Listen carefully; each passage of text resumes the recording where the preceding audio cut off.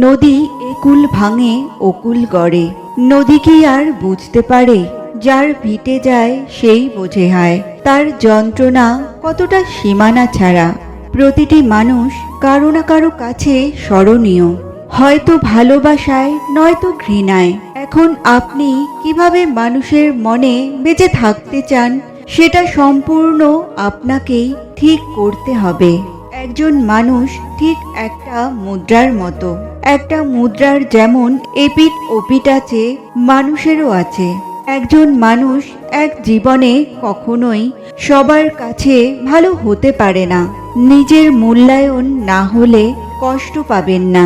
সূর্যের আলো কত প্রয়োজনীয়, অথচ প্রশংসার বেলায় চাঁদকেই সবাই বেশি করে প্রাধান্য দেয়। কারো মনে জায়গা করে নেওয়ার সর্বোত্তম মন্ত্র হলো সেবা, ভক্তি আর বিশ্বাস। কিন্তু কারো ভালোবাসা থেকে বঞ্চিত হওয়ার সহজ রাস্তা হলো তর্ক, সন্দেহ আর রাগ।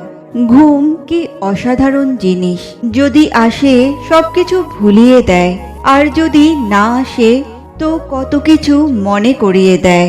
কেউ যন্ত্রণা দিচ্ছে, চুপ হয়ে যান। কেউ অনেক ভালোবাসার পরও প্রাপ্যটা দেয়নি, চুপ হয়ে যান। কোনো মানুষ অনেক অপমান করছে, কেউ ঠকিয়ে গেছে, চুপ হয়ে যান। কেউ আপনাকে নিয়ে তুমুল মিথ্যা দোষারোপ করছে, কেউ বিশ্বাসঘাতকতা করছে, চুপ হয়ে যান।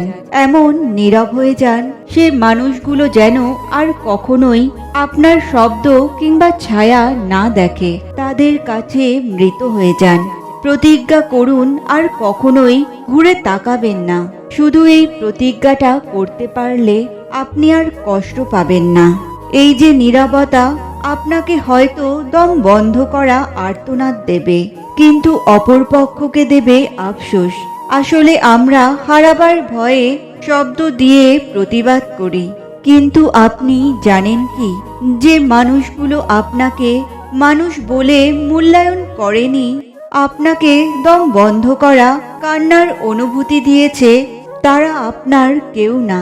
তাই নিজের জন্য বাঁচুন, নিজেকে ভালোবাসুন। আপনার একজন সৃষ্টিকর্তা আছেন। সকল দুঃখ, কষ্ট, চাওয়া পাওয়ার কথা সৃষ্টিকর্তাকে বলুন, তিনি সবকিছুর সমাধান করবেন। আজকাল অনেক মানুষ আত্ম অনুশাসনের অভাবে নিজের কাঙ্ক্ষিত লক্ষ্যে পৌঁছাতে পারে না।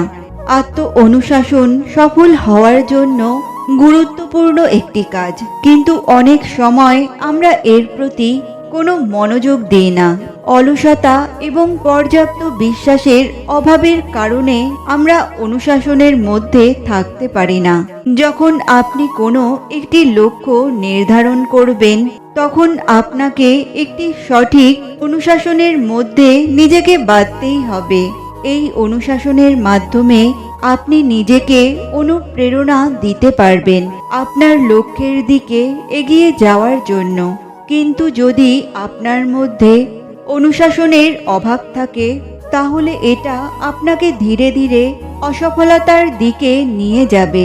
আর তাই জীবনে সফলতা পাওয়ার জন্য নিজেকে অনুশাসনে রাখাটা ভীষণ দরকার।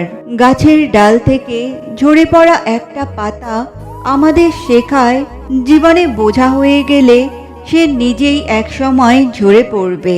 সাহস ভালোবাসার মতো, এটি লালন পালনের জন্য মনের জোর আর ভরসা থাকতে হয়।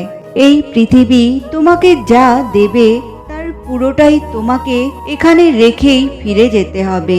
অর্থাৎ তোমার কাছে যা আছে তা নিয়ে অহংকার করার কিছুই নেই।